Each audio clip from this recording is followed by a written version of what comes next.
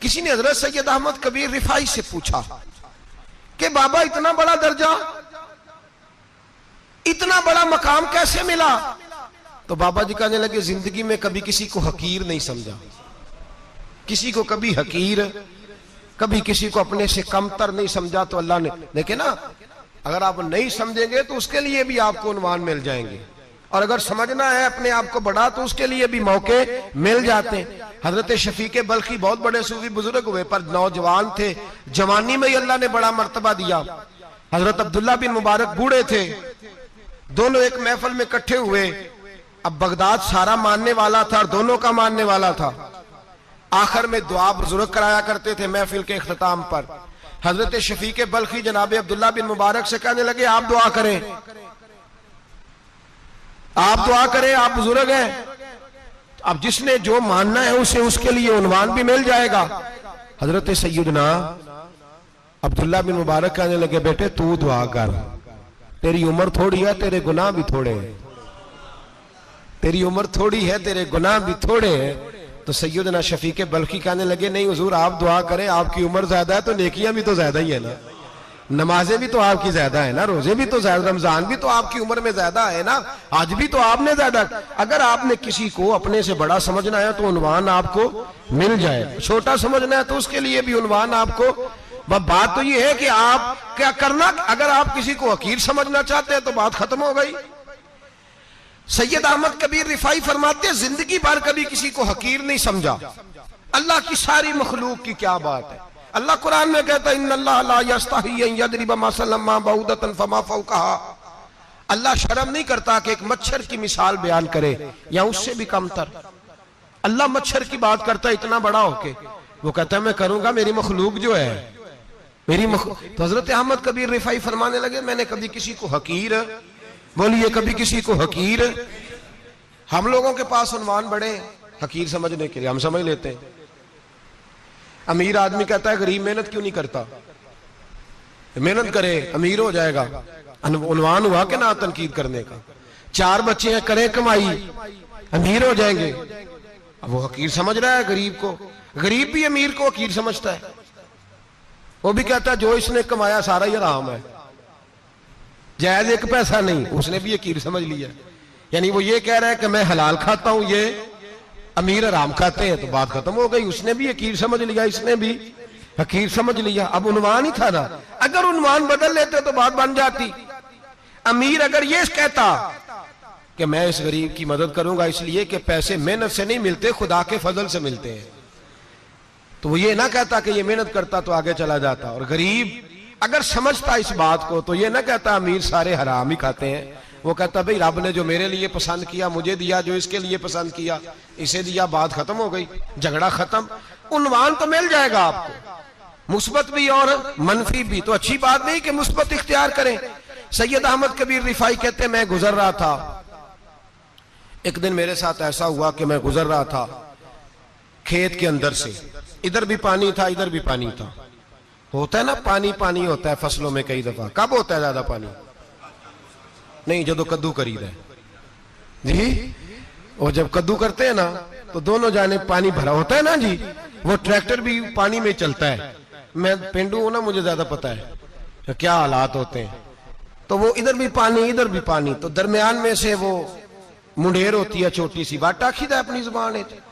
तो कहते इधर भी पानी था इधर भी पानी था। सैयद अहमद कबीर रिफाई कहते हैं मैं गुजर रहा था, असर की नमाज का टाइम हो गया, मैं जल्दी जल्दी जा रहा, सामने से कुत्ता आ गया। इंसान अशरफुल मखलूकात है, लेकिन वो अल्लाह का शुक्र करेगा कि उसने मुझे अशरफ बनाया है। ये नहीं कह सकता कि ये मखलूक हकीर है, ये बुरी है, ये नहीं कह सकता। शुक्र करे कि मुझे अल्लाह ने अशरफुल। सैयद अहमद कबीर रिफाई कहते कुत्ता आ गया सामने से। अब कुत्ता आया तो मुझे जल्दी थी, कुत्ता भी भीगा हुआ था। अब मेरा दिल करे कि कुत्ता नीचे उतरे तो मैं गुजरूं, कुत्ता खड़ा है कि ये साइड पे हो तो मैं गुजरूं। कहते हैं देर हो गई, तो मुझे डर लगता था, मैंने कभी कुत्ते को भी नहीं झिड़का था, कभी कुत्ते को भी, अपनी इतनी हैसियत ही नहीं, झिड़का ही नहीं कभी किसी को। आप फरमाते हैं देर हो गई तो मैंने कहा या अल्लाह, हजरत सैयद अहमद कबीर कहते हैं मैंने कहा या अल्लाह इस कुत्ते को जुबान ही दे दे, मैं इसे कुछ समझा ही दूं, इसे जुबान ही दे दे, तू तो कादिर मुतलक है। उसे जुबान दे दी। तो मैंने कुत्ते से कहा नीचे उतर जा, मैंने नमाज पढ़नी है। तो कहने लगा बाबा जी आप उतर जाए, आप उतर जाए, आप उतर जाए, मैं क्यों उतरूं? तो सैयद अहमद कबीर रिफाई कहते हैं मैंने उससे कहा कि बात यह है कि मेरे ऊपर नमाज फर्ज है, तेरे ऊपर फर्ज नहीं, तो मैंने नमाज पढ़नी है। अगर मैं खेत में उतर गया तो कीचड़ है, मेरे कपड़ों को मिट्टी लग जाएगी, पता नहीं पानी पाक है कि नापाक है, तो तू उतर जा, तेरे ऊपर नमाज नहीं फर्ज, तो मुझे जाने दे।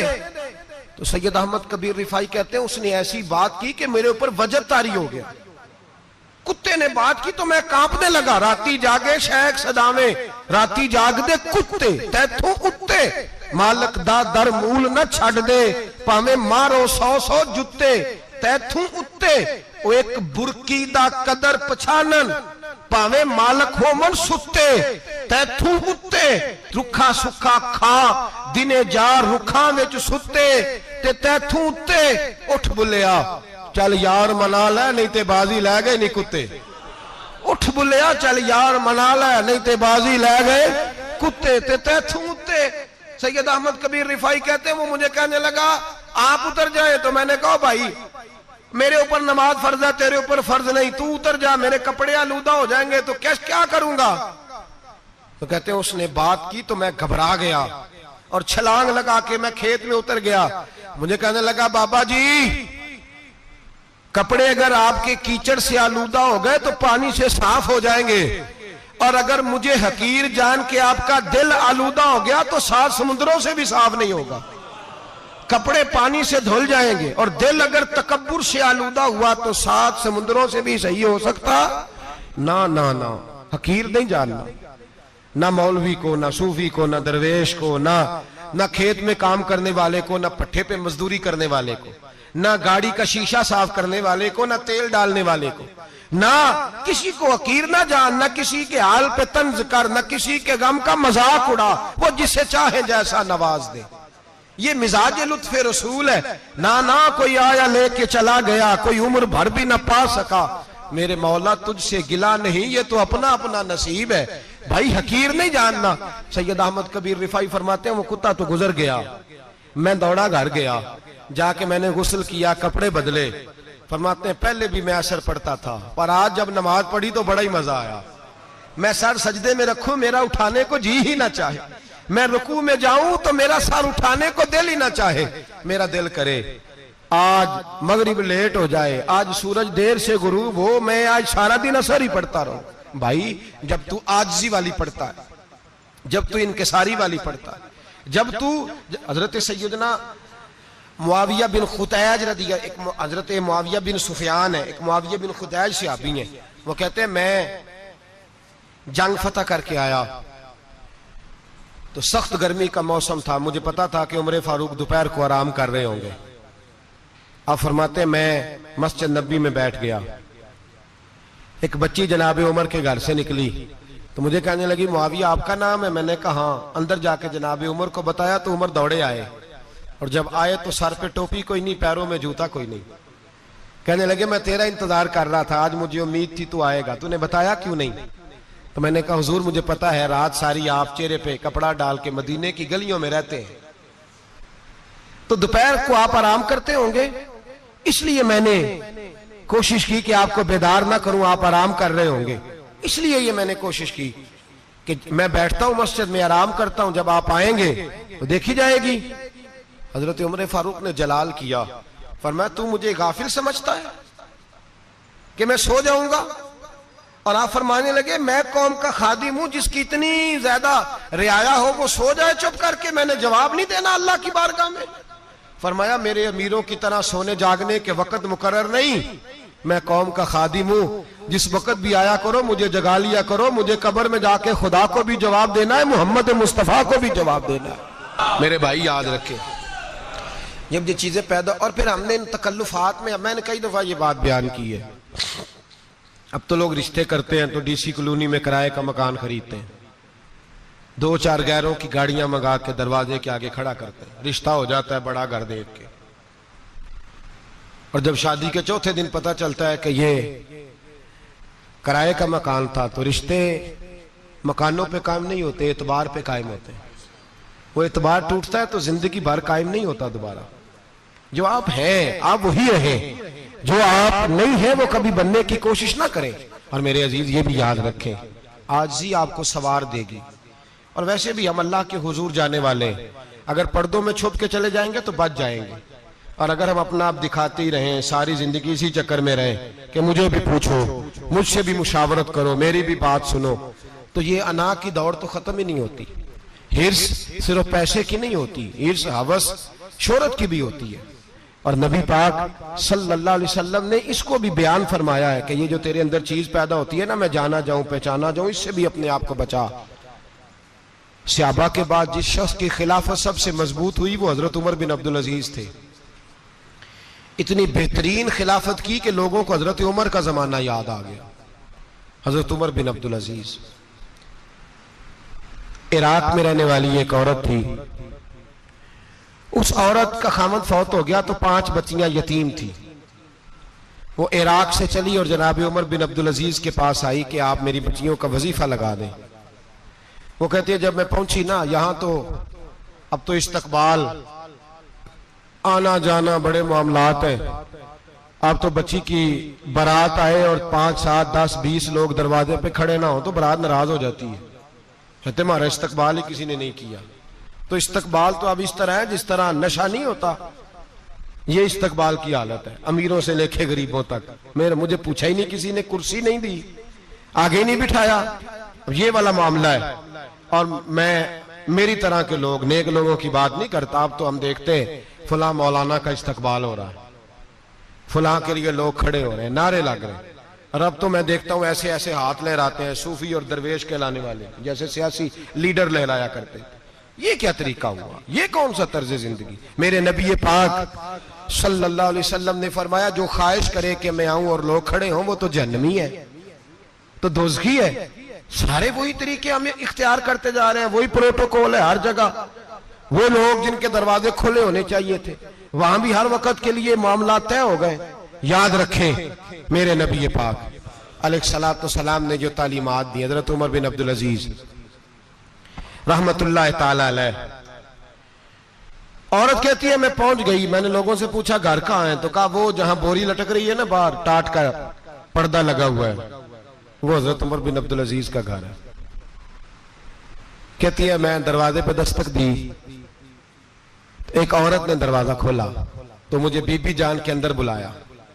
तो उनके घर के अंदर जब मैं दाखिल हुई तो बड़ा सारा सेन था, एक जानिब कुआं लगा था, एक तरफ एक बड़ा दरख्त था और एक छोटा सा बनाई हुई थी जगह बर्तन धोने के लिए। और बीबी ना बर्तनों को मिट्टी लगा के साबुन लगा के बैठी हुई थी, काम कर रही थी वो औरत। मुझे उसने दरख्त के नीचे बिठाया, पानी पिलाया। कैसे आई हो? मैंने कहा अमीरुल मोमिनीन से मिलना है। कहने लगी बैठो थोड़ी देर में आ जाते। कहती थोड़ी, मैंने समझा घर की कोई मुलाजमा है, मैं बैठ गई। थोड़ी देर गुजरी, फिर दस्तक हुई, उस बीबी ने उठ के दरवाजा खोला। तो जब वो शख्स अंदर आए तो कहने लगी बड़ी देर से बर्तनों को साबुन लगा के बैठी हूं, कहाँ रह गए थे? कहती है वो साहब कहने लगे बस जरा मसरूफ हो गया था, दौड़े गए, कुएं से पानी निकाला, बीबी को दिया, उसने बर्तन धोए। कहती है फिर थोड़ा सा सिरका और एक रात की रोटी वो लाई, उस शख्स ने खाई। मैंने कहा कि ये दोनों घर के मुलाजम हैं, मियां बीवी काम करते हैं। जब वो खाना खा चुके तो वो औरत मेरे पास आई, कहने लगी उठ के मिल लो अमीरुल मोमिनीन से। मैंने कहा कौन अमीरुल मोमिनीन? तो कहने लगी कब से तो आए हैं, ये जिसने कुएं से पानी निकाला यही मुसलमानों का अमीर है, और ये जिसने दरख्त के नीचे बैठ के सिरके से रोटी खाई है यही है। ये फरिश्तों की दास्तान नहीं, ये वो लोग हैं। मैं रात को भी कह रहा था एक जगह पे कि ये लोग जो है ना जिनका आप रोज शिकवा करते हैं हुकूमतें बड़ी खराब हैं, ये कोई नहीं खराब, बिल्कुल खराब नहीं। जितने सियासी लीडर हैं सारे सही हैं। खराब वो लोग हैं जो इन्हें वोट दे के लीडर बनाते हैं, बिल्कुल खराब नहीं। मैं तो इनके हक में होता जा रहा हूं। नाराज हो गए ना आप लोग? अल्लाह करे तुसी हो जाओ तो अगले इलेक्शन च सियाने भी हो जाओ, आमीन तो कह दे। मैंने कोई मशवरा नहीं देना, इसलिए कि मेरी नजर में कोई ऐसा शख्स नहीं जिसके लिए मैं आपसे कह सकूं कि वोट दें। और हम तो ऐसी बात करें तो कई लोग नाराज होकर चले जाते हैं, लेकिन कोई परवाह नहीं, इसलिए कि ये दीन मेरे नबी पाक का दीन सिर्फ मस्जिद का दीन नहीं। इंशाअल्लाह आइंदा जुम्मे नजरिया पाकिस्तान बयान करूंगा। और बताऊंगा कि पाकिस्तान का मतलब क्या, ला इलाहा इल्लल्लाह मुहम्मदुर रसूलुल्लाह सल्लल्लाहु अलैहि वसल्लम। हुजूर का जो कुरान नाफज होगा मस्जिद में, वो कुरान कचहरी में भी नाफज होगा इंशाअल्लाह। और वो कुरान नाफज होने आया है, असेंबलियों में वही कुरान नाफज होगा इंशाअल्लाह। और यही चिराग जलेगा तो रोशनी होगी। बयान करेंगे और डट के बयान करेंगे, आपको बताएंगे। बात जो बात समझा रहा हूं फिल वक्त वो समझे, मुजरम वो नहीं जो बड़ा बन के लूटता है, मुजरम वो है जो उसको सपोर्ट करता है, जिसने उसे बड़ा बनाया है। ये याद रख ले, हमारी कोई बचत नहीं होगी, हमसे पूछा जाएगा। हम सारे कचहरी में खड़े होंगे, अल्लाह सवाल करेगा कि तुम बताओ तुम इनके मददगार क्यों बने थे, तुम सपोर्ट क्यों करते थे, ये पूछा जाएगा और हमने जवाब देना है। बहरहाल आम दाम पर सरे मतलब जनाब उमर बिन अब्दुल अजीज रहमतुल्लाह अलैह के वो बीबी गई तो कहने लगी कि ये अमीरुल मोमिनीन ने कहा, वो उठ के हाजिर हुई, कहा हुजूर मैं इराक से आई हूं, मेरा खामद फौत हो गया, मेरी 5 बेटियां हैं, वजीफा लगा दे। वो बीबी कहती है मेरा दिल था कि यतीम बच्चियों का 100 दिनार साल का लगा देंगे तो बड़ी बात है। कहती है जब मैं उनके पास गई तो हजरत उमर बिन अब्दुल अजीज को बताया तो वो रोने लग गए और मुझसे माफियां मांगने लगे। मैंने कहा हुजूर आप क्यों माफी मांगते हैं? तो कहने लगे इसलिए माफी मांग रहा हूं कि तू मेरी रियाया में थी और तेरी 5 बच्चियां यतीम थी, तुझे खुद चल के आना पड़ा है, मेरा काम था तेरी खबर लेता, माफ कर दे अल्लाह की रिजा के लिए। उन्होंने वजीफा लिखना शुरू किया तो मेरी एक बच्ची का 1000 दिनार साल का लिखा। मैंने कहा अल्लाह तेरा शुक्र है। फिर दूसरी बच्ची का 1000 लिखा तो मैंने कहा अल्लाह तेरा शुक्र है। तीसरी का 1000, चौथी मैंने कहा शुक्र है।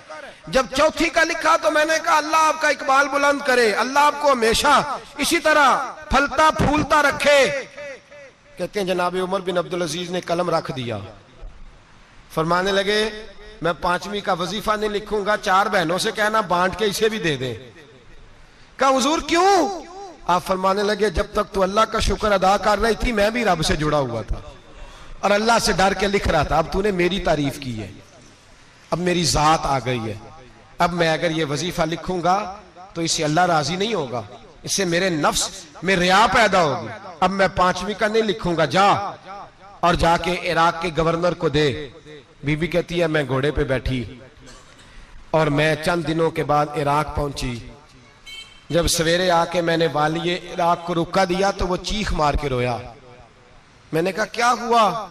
तो कहने लगा बीबी आज रात को हजरत उमर बिन अब्दुल अजीज का इंतकाल हो गया, फौत हो गए, तो इंतकाल कर गए। कहती मैं भी तड़प के रोई। मैंने कहा मेरी यतीम बच्चियों का क्या बनेगा? तो वो गवर्नर कहने लगा तेरे वजीफे जारी रहेंगे, तुझे मिलते रहेंगे। तो कहने लगी कैसे? कहने लगा मैं अगर तो गवर्नर रहा तो तेरा वजीफा जारी रहेगा और अगर गवर्नरी से उतर भी गया तो मैं जाती तौर पे मालदार हूं, फिर भी तेरी बच्चियों के माहाना पैसे पहुंचते रहेंगे।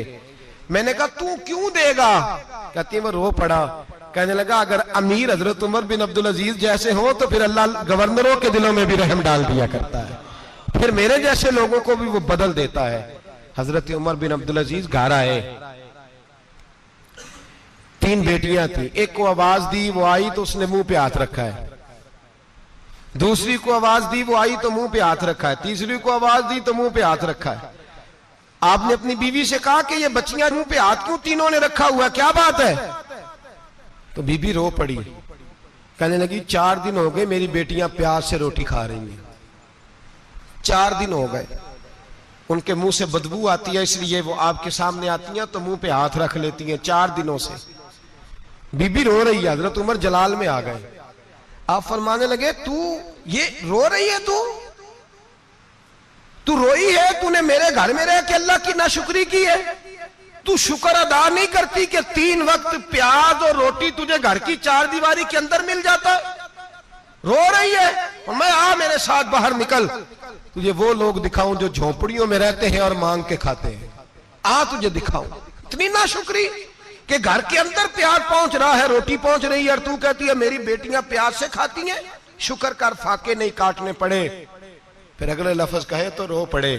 फरमाने लगे मैंने तो मुस्तफा के वो हालात भी सुने हैं जिसमें कई दिन बीबी फातिमा ने फाके किए, तू घर के अंदर प्याज पहुंच रहा है, तू अभी भी। सादगी, आजजी और कनात नेमत थी इन लोगों की। हमारे यहाँ रोज शिकवा है, किस बात का? गाड़ी कोई नहीं। रोज रोना है, किस बात का?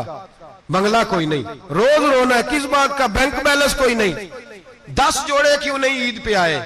और ये सिर्फ औरतों का मसला नहीं, हमारे अंदर भी ये बात बदर्जे औला। हम रोज अपने आप को मिस्कीन कहते हैं, गरीब कहते हैं, लाचार कहते हैं, मजबूर कहते हैं। कभी देखो वो जो झोंपड़ियों में रहते हैं, कभी पलट के देखो लोगों की तरफ जो पैदा हुए तो आंखें कोई नहीं थी, हाथ कोई नहीं थे, पैर कोई नहीं थे।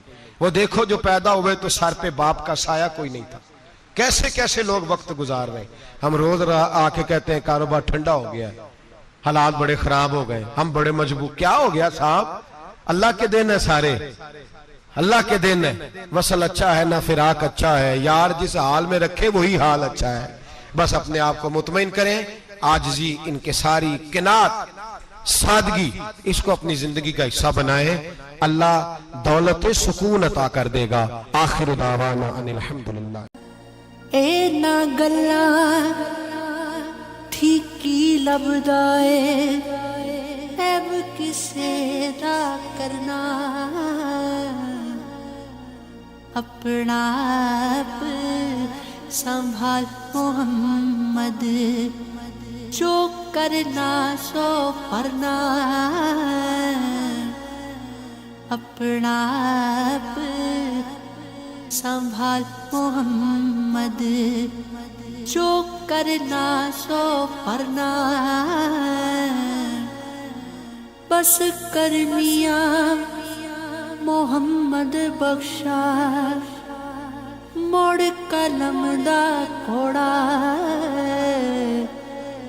सारी उम्र दुख नहीं मुकने, वर्का रह गया थोड़ा, सारी उम्र दुख नहीं मुकने, वर्का रह गया थोड़ा।